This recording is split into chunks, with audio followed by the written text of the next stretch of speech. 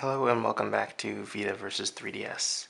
I've gotten a lot of comments and a lot of requests to do a comparison between Resident Evil Revelations on 3DS and Uncharted Golden Abyss on Vita. I don't want to do that comparison, mainly because they're two different types of games. Resident Evil is a sort of closed environment survival horror type game, whereas Uncharted is a more open environment action adventure game. So, as such, they have different strengths and weaknesses, even with regards to their visuals. But then I thought about the reason why people wanted them to be compared, and the primary reason is because Resident Evil is largely considered the best looking 3DS game, and Uncharted is largely considered the best looking Vita game. So, I thought it would just be interesting to compare the visuals between the two, especially given that there are people who really just don't understand which one really looks better. So I'm going to go over a few categories, um, such as like the environmental detail, the character detail, and the lighting. So first, I'm going to show off the lighting. Alright, so first we're going to take a look at the lighting in Uncharted. As you can see here, I'm shining my flashlight on Chase. Now, look at how realistic her shadow is. As she walks around, as she moves around, it follows correctly. As I move around, the light hits her from different angles. As I shine the light in her face lights up. You know, in different areas of her body. Like the lighting in this game is very good. It's very spot on. It's perfect the way it moves, and it's perfect the way it lights up the character. I really have actually in terms of the visuals, the lighting is probably the best part of this game, as with many Uncharted games. Um, as you can see, if I want to nitpick, you can look at her model. Uh, Her head in the shadow is a lot blockier than her head actually is, and it's a polygon thing. But that's just nitpicking, and a lot of PS3 titles actually do look like that. They don't even have shadows that good, so I'm really impressed with this. Also, another thing to note is that you actually see Drake's gun in some of the shine, and also Drake is reflected by hers. So it just really is great dynamic lighting. It's really, really, really superb. Anyway, so now moving on to Resident Evil. Now, the lighting in Resident Evil Revelations is by far the best I've seen on a 3DS game ever. It far surpasses even what I've seen on Xbox and, for the most part, on Wii, especially when compared to Resident Evil titles like Resident Evil 4 on Wii. It's actually much better than that. But we're comparing it to Uncharted here, so some things must be noted. As you can see, Chris is here, and I'm shining a flashlight on him. And you see his shadow, but as I move, his shadow doesn't really move that much. It's not realistic in terms of how it follows the light at all. It just tends to stay behind him, and this is, across the board with regards to lighting. Also something which I'm not sure is going to appear in this video, but watch carefully on the right side of the screen as I get away from Chris. Right here. Look carefully. Look very carefully at the shadow. It starts to peel away and peel back in as you come in on both sides, actually. As you move away from the light, look at that carefully. See, as it peels away, and then I move back, it peels back in. It renders a little. It lags a little behind the light. It's not realistic. Outside of this little orb here, it doesn't render the light at all. Like there's no gradual decrease of the shadow like in Uncharted, which is much more realistic. Also, what has to be noted here, and the biggest kicker, is that this lighting you see here doesn't happen everywhere. It only happens sometimes, which is really weird. Like for example, right now I'm shining it on Chris, and you can see his shadow. There are many times where I have a flashlight where you're shining it on another character, or even Chris here, and you don't see the shadow. It's just really inconsistent, which I'm going to show you footage of that right now, actually. Now this is just a quick example of where the lighting doesn't cast a shadow. See, if you look at Parker here, I'm shining a flashlight directly at him, and his shadow isn't projecting onto the wall at all. Go from this angle, you can pretty much see clearly his shadow isn't projecting onto the wall. So it's pretty evident it's only in some areas where the lighting is high enough quality to do that in this game. Anyway, so yeah, you saw that. And also something else to be noted in Uncharted is that in Uncharted you see, like, it's not just flashlights that reflect that create a shadow. It's any light source in the game, the sun, a candle, a window, anything. It creates a shadow, like a realistic shadow. Whereas in this game, most things don't create a shadow. Only once in the entire game so far that I've seen, right at the beginning of the game when you're walking by a window, does it cast a shadow. Cast Jill's shadow as you're walking by it once in the entire game, and I've walked by hundreds of windows so far. So far and wide, the lighting is much better in Uncharted than this game. Alright, so now we're going to quickly go over the environments of the two games. I say quickly because there's really not much of a comparison that could be made. Resident Evil is a survival horror game, and as such, it features much more closed-off environments that are dark and dank and telling of the type of game. While Uncharted features more open environments. Uncharted's environments are also much more varied. It features shanty towns, lush forests, as you could see here.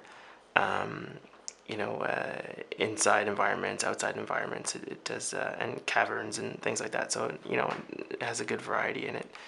But anyway, this is the environment that I'm going to show off. I find this is really telling of. This is one of the better looking places. You can see it's very. The leaves and everything, as you can see, are very lush and very good looking and very highly detailed. The ground has great textures on it. There's tons of detail everywhere in this game. With regards to the environments, is one of its strong points aside from the lighting too. They just look great for the most part. So yeah, on to Resident Evil. Alright, so let's quickly go over the environments in Resident Evil. This is typical of what you're going to see in the game. Early on, this is just a room that Jill wakes up in. It's actually in the demo. I feel kind of conflicted a bit. I haven't talked about the character models, but I will say that Jill's model and everybody's model aren't really consistent with the environments. I feel the models are spectacular, but the environments are just okay. Especially, well, anyway, let's take a look at this. I'll show you. Look at the bed. The pillows look painted on. This looks painted on. The textures are really bad. And it's just not up to par with, look at Jill's model. It just looks so much better. She looks out of place in the game, I find. And I'll show you this. Let's take a look in the bathroom. So what we're going to do here, watch the water drain. Look at the effect of the water draining. It looks like N64. Like that doesn't look like real water draining into something, especially, and again, it's jarring because Jill's model and all the other models are so great. Now, it sounds like I'm being hard on the game, and really, the environments, I played through this game and I really liked it, and the environments didn't really bother me until I actually spent the time to actually look at them. They never stood out as horrendously bad, and they're not. They're actually, they're decent. I just feel like they're not up to par with the amazing character models in this game. But they don't really detract from the experience too much. But anyway, so anyway, with regards to the comparison with Uncharted, I feel that the environments in Uncharted are actually stronger than the character models, whereas in this game, the character models are stronger than the environments. And yeah, if I were to have it any other way, I'd rather have good-looking environments because it's fun to explore. I don't find it as jarring. But anyway, so yeah, this is pretty much a good indication of what some of the inside environments look like in this game. So now we'll just quickly look at Drake's character model in Uncharted. So he looks superb. There's not much I could say. To anybody who's played the other Uncharted games, I actually place this Drake slightly below Uncharted 1 Drake, and I'll tell you why. Overall, in terms of his detail, he's actually more detailed than he was in Uncharted 1. Uncharted 1, he was very plain looking. He didn't have, some of the nice textures on his jeans or on his shirt, or some dirt marks that he had are much better in this game than he was in Uncharted 1. Also, his hair is better in this game than it was in Uncharted 1. But he's overall a lower polygon model than he was. And you could tell this when, for example, like when he lifts his arms up in the air. If you look carefully at his arms, they kind of look a little blocky. Or when he bends his knee looks a little jaggy.